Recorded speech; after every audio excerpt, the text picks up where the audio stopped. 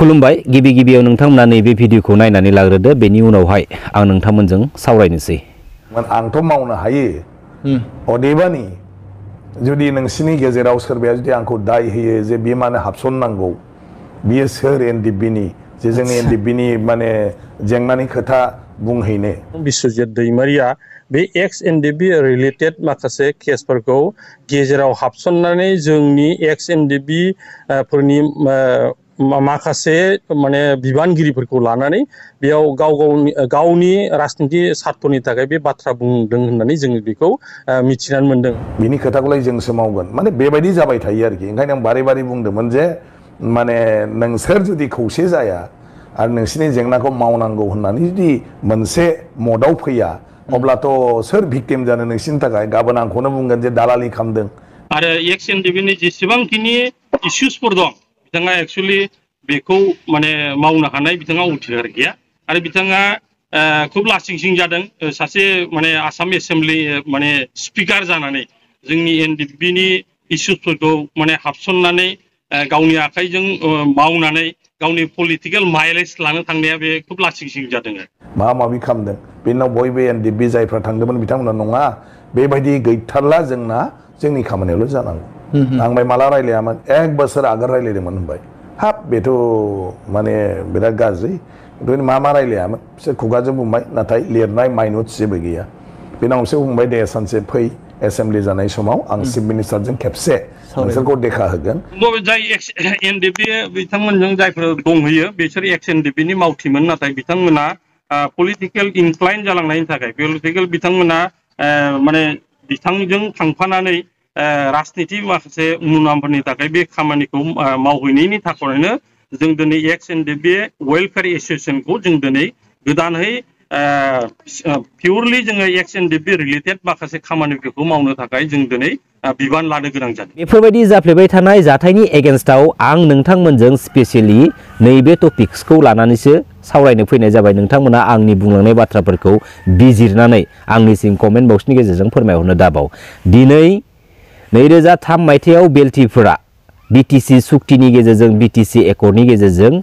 बिटिसिआव BTAD एरियाखौ लानानै political प्लेटफर्मखौ गिबि खेबनि थाखाय गायसनजेनदोंमोन। पलिटिकेल प्लेटफर्माव जों बयबो मिथिखागौ जे पलिटिकेल प्लेटफर्माव पलिटिकेलि गावबा गावनि सार्थखौ लाखिनो थाखाय गावबा गावनि पार्टिनि सार्थबादिखौ लाखिनो थाखाय गावबा गावनि पलिटिकेल केरियारखौ माने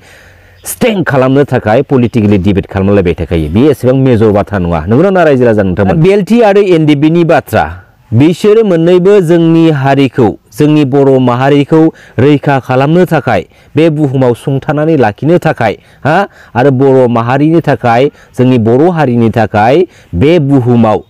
बे भारत हादरनि सिङाव आलादा रायजो मोनसे सेपारेट स्टेट बड'लेण्ड सोरजिनायनि डिमान्डजों बिसोरो आखायाव आइजें लानानै हाग्रा फारसे थाहैदोंमोन। नाथाय फैयै फैयै मोनसे प्लेटफर्माव दिनैयो बेल्टिया बिटिसि एकर्डनि गेजेरजों उदां फोथाराव फैबाय। थिग बेफोरबायदिनो 2027 जानुवारि बिटिआर पिस एकर्डनि गेजेरजों जोंहा एनडिबि ब्रादार्समोनाबो उदां फोथाराव फैबाय। बे बिटिआर पिस एकर्डनि गेजेरजों दिनै उदां फोथाराव फैखांनायनि उनावहाय पलिटिकेलि गावजों गावनि गेजेराव माखासे डिबेट खालामलायबाय थानाय नुथायफोरखौ जोङो नुनो मोनबाय थायो। नंगौना नङा रायजो राजा नोंथांमोन। नाथाय जोंनि बर' हारिनि गासै बर' फिसाफ्रा मालाबाबो सिमाङावबो सानाखैबो जानो हानाय बे बाथ्राखौ जे एनडिबि ब्रादार्समोना मोनसे समाव मोनसे एकर्डनि गेजेरजों फैखांनायनि उनावहाय गावजों गाव पलिटिकेल सार्थबादिखौ लाखिलायनानै गावजों गावनि गेजेरावनो बायदिसिना पलिटिकेल खोथाफोरखौ लालायनानै डिबेट खालामलायबाय थागोन। दिनै मानगोनां बिश्वजित दैमारि सारनि बुंनाय बाथ्रा बिथाङा बुंदों जे जुदि एनडिबिफोरा एक्स एनडिबिफोरा खौसे जायाब्ला खौसे जानानै गावसोरनि प्रब्लेम इस्युफोरखौ जुदि सल्भ खालामनो थाखाय जुदि थिरांथा बा थांखि लायाब्ला मालाबाबो जाफुंनाय नङा बेफोरबायदि लाइननि माखासे बाथ्राफोरखौ एसेबाबो माने बुंनायखौ जों नुनो मोनदों। आरो बे बाथ्राया सैथो बाथ्रा आरो दिनै मानगोनां बिश्वजित दैमारि सारनि बुंनाय बाथ्राया सैथो बाथ्रा। खौसे जानांगोन। खौसे जाब्लासो जेसेबांखिनि जेंनाफोर दङ जेसेबांखिनि इस्युफोर दङ जेसेबांखिनि मावनो गोनां खामानिफोर दङ बैफोरखौ माने एसेब्लाबो हानायमानि थाबैनो माने मावफुंनो हागोन। आरो दिनै जुदि खौसे जायाब्ला माबोरैहाय मावफुंनो हागोन दिनै खौसे जायैनि खारनावथ' दिनैनि समाव जोङो मानगोनां एनडिबि ब्रादार्सफोरनि गेजेराव माखासे पलिटिकेलि डिबेट खालामलायबाय थानायखौ जों नुनो मोनो बेखायनो सैथो बाथ्राया बेनो जे पलिटिकेलि डिभाइड जानानै जेबो मुलाम्फा गैया इउनाइटेड जानानै जाखिनि मावनो गोनां खामानिफोर जायफोर इस्युफोर जेसेबांखिनि रिहेबिलिटेसन मोननांगौ दङ बैफोर माखासे इस्युफोरखौ लानानै प्रब्लेमफोरखौ लानानै जायखिजाया पलिटिकेल लिडारखौनो माने इउनाइटेड जानानै प्रेसारसो होनांगौ बियो प्रमद बर' बिथाङानो जा बियो हाग्रामा महिलारि बिथाङानो जा बा बियो आसाम स्टेटनि मानगोनां हेमन्त बिश्व शर्मा बिथाङानो जायाथों मानो बेफोरबायदि गावजों गावनि गेजेराव दान्थे बिदान्थे खालामलायबाय थानाय माखासे नुथायफोरखौ जुदि बै माखासे डार्टी माइंडेड पलिटिकल लिडारफोरा नुबाय थायोब्ला बैफोर पलिटिकल लिडारफोरा मा चान्स लागोन जे एनडिबि ब्रादार्सफोरनि गेजेराव आरोबाव पलिटिकली मोनसे सुखौ सोनानै होनो हानाय मोनसे सुबिदाखौ मोनबावगोन मोनसे सिदा थोंजों बाथ्राया मा एनडिबि ब्रादार्समोना गावसोरनि बेसेन गोसा जिउखौ जोंनि हारिनि थाखाय दान होनानै नखरनि बिमा बिफा बिदा फंबाय बिब' बिनानावखौ बावगारनानै हारिनि थाखाय आखायाव आइजें लानानै हाग्रा फारसे नांबोनाय बैफोर एनडिबि ब्रादार्सफोरा सोरबा पलिटिकल लिडारनि आथिं सिङाव थानांगौनि दरखार गैया सोरबा पलिटिकल लिडारनि पलिटिकली गेम प्लेयाव गोजोमनांगौनि जेबो दरखार गैया सोरबा पलिटिकल लिडारजों गादब जानानै इउज खालामजानांगौनि जेबो दरखार गैया दिनैनि स्टेजाव जोंनि एनडिबि ब्रादार्सफोरा बेबायदि स्टेजावसो थानांगौ सोरबा लिडारखौ मोनसे सिगनेल होबानो बे लिडारा खामानि मावनांनाय सोरबा लिडारखौ माबा मोनसे सिस्टेमनि आबहावानि बारगा जुदि खामानि मावनाय नुयोब्ला बेखौ खनसे अर्डार होनायावनो बेखौ थिक खालामनाय बेफोरबायदि स्टेजावसो आं थाजानो लुबैदोंमोन जोंनि एनडिबि ब्रादार्सफोरखौ नाथाय बेफोरबायदि जानायखौ जों नुदिया आं नुदिया दिनै पलिटिकल सिस्टेमजों डिभाइडसो जाजोबनायखौ नुनो मोनबाय जोबोद दुखु नाङो दिनै मानगोनां रन्जित बसुमतारी सार दिनै मानगोनां बि सावरायग्रा सार दिनै मानगोनां गबिन्द बसुमतारी सारमोना गभर्नमेन्ट रुलिंआव जिरायनानै दंगासिनो दङ आरो बेराफारसेथिं माखासे एनडिबि ब्रादार्समोना गावसोरनि मोननांगौ रिहेबिलिटेसननि थाखाय ससियेल मिडिया निउज पर्टेलनि गेजेरजों बाथ्राफोरखौ बुंफैबाय थानो गोनां बाध्य जानानै फैदों दिनैयो गावसोरनि फिसालानि मुंख्लंनि एगेन्स्टआव गावसोरनि बिदानि फंबायनि मुंख्लंनि एगेन्स्टआव मोननांगौ जाखिनि मोनथायफोर बैफोर मोनथायनि एगेन्स्टआव बैसोरनि बिमा बिफाया बैसोरनि बिदा फंबाया ससियेल मिडिया प्लेटफर्मनि हेफाजाब लानानै मोननांगौनि थाखाय बार बार बाथ्रा बुंबाय थानायखौबो जों नुनो मोनदों दा बे समाव बेफोरबायदि माखासे थासारिखौ दिनैनि स्टेजाव दिनै मानगोनां रन्जित बसुमतारी सार दिनै मानगोनां गबिन्द बसुमतारी सार लोगोसे मानगोनां बि सावरायग्रा सारमोना नुगोना नुवा आरो नुदोंब्ला दिनैनि समाव बेफोरबायदि माखासे थासारिफोरखौ माबोरैहाय नायनानै माबोरैहाय खोनासंनानै सैज्य खालामनानै दङ दा बेराफारसेथिं बेफोरबायदि माखासे बिथिंखौ लानानै जोंनि माखासे लिडारफोरखौ दुसिबाल' जानाय नङा दिनैनि जोंनि बिटिसिनि पलिटिकेल थासारिया मा मिथिगौना रायजो राजा नोंथांमोन न'आ जोंनि बे न'आव संख्रि फानलु बायनो थाखायबो जों दिनै गुबुननि न'आव पारमिसन लानो गोनां बाध्य जानानै फैदों गोसो बायदियै जोंनि जेसेबांखिनि पलिटिकेल लिडार दं दा समाव बैफोर पलिटिकेल लिडारफ्रा जोंनि बिटिसिआव खामानि मावनो हाया माबा मोनसे जुदि खामानि मावनो थाङोब्ला बै गुबुन न'खराव पारमिसन लानांगौ बाध्य जानानै फैयो बैफोर माखासे पलिटिकेल प्रब्लेमनि थाखायनो एनडिबि ब्रादार्सफोरनि आद्रा थानाय मोननांगौ माखासे खामानिफ्रा दिनैसिमबो जाफुङाखै अब्ला मोनसे बाथ्राखौ साननानै नायदो बेवहायनो जोंनि बिटिसिनि पलिटिकेल सिस्टेमा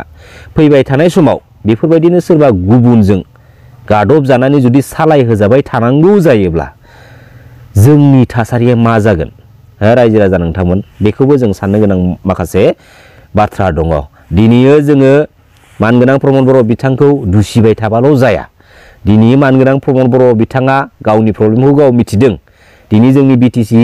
पलिटिक्सनि प्रब्लेमानो बेनो गोसोबायदि खामानि मावनो हाया बेनो मेन प्रब्लेम जायनि थाखायनो दिनै आंनि नलेजाव आंनि मोनदांहरनायाव मानगोनां प्रमद बर' बिथांनि दैदेननाय बे गभर्नमेन्टआ जोंनि बिटिसि ओनसोलाव जायफोर खामानिफोरखौ मावफुंनांगौमोन मावफुंनानै लाथारनांगौमन बैफोर खामानिफोरखौबो दिनै मावफुंनो हायाखै प्रब्लेमा बेनोल' गोसोबायदि माने खामानि मावनो हाया मावनायनि सिगां साजेसन बा अर्डार लानो गोनां जानानै फैयो आरो गोबां खामानियाव माने अर्डार मोनाखै पावार होजायाखै जायनि थाखाय दिनै बेफोरबायदिनो लेफ्ट जानानै थालांजोब्बाय नाथाय दिनैसिमबो मानगोनां प्रमद बर' बिथांनि दैदेननाय गभर्नमेन्टखौ गोबां जोंनि हारिनि रायजो राजाफ्रा लामा नायगासिनो दङ जे आद्रा थानाय जेसेबांखिनि खामानिफोर दङ बैफोर खामानिफोरनि एसेब्लाबो खामानिफोरा गावनि गभर्नमेन्ट थानाय समाव मावफुंजागोन नामा मावफुंनानै होगोन नामा बेफोरबायदि माखासे बाथ्राखौ लानानै रायजो राजाफ्रा साननाय दङ नेनानै दङ आरोना नाथाय मा बुंनो रायजो राजा नोंथांमोन जोबोद दुखुनि बाथ्रा जों जुदि जोंनि BTC आव माबा मोनसे खामानि मावनो थाङोब्ला माबा मोनसे इस्युखौ लानानै जों जुदि सल्व खालामनो थाङोब्ला बैफोर खामानिफोरनि बैफोर इस्युफोरनि एगेन्स्टआव जोङो दिनैयो बे स्टेट गभर्नमेन्टआव माने साजेसन आरो पारमिसन लानांगौनि माखासे बाथ्राफोरा फैयो जायनि थाखाय दिनै जोंहा ओरैबायदि समफोरा माने ओरैनो बेकार थांबाय जायनि थाखाय जोंनि BTC नि पलिटिकेल सिस्टेमजों जेसेबांखिनि डेभेलपमेन्ट खामानिफोरा जानांगौमोन जानानै थांनांगौमोन दिनैनि समसिमहालागै बैफोरो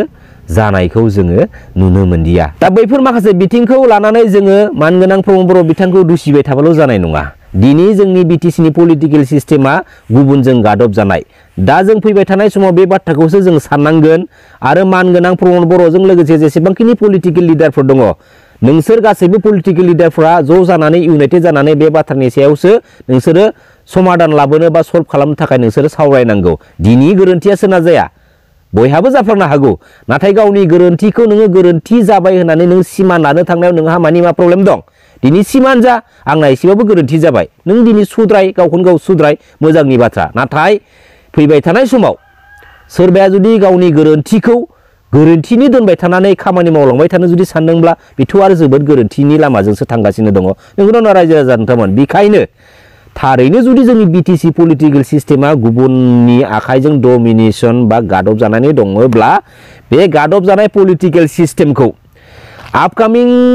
2025 BTC बिसायख'थिनि गेजेरजों माबोरैहाय बोखांनानै लाबोनो हागोन माबोरैहाय उदां खालामनानै लाबोनो हागोन बेफोर माखासे सिस्टेमनि सायावसो जोंनि हारिनि जेसेबांखिनि लिडार आरो पलिटिकेल लिडारफोर दङ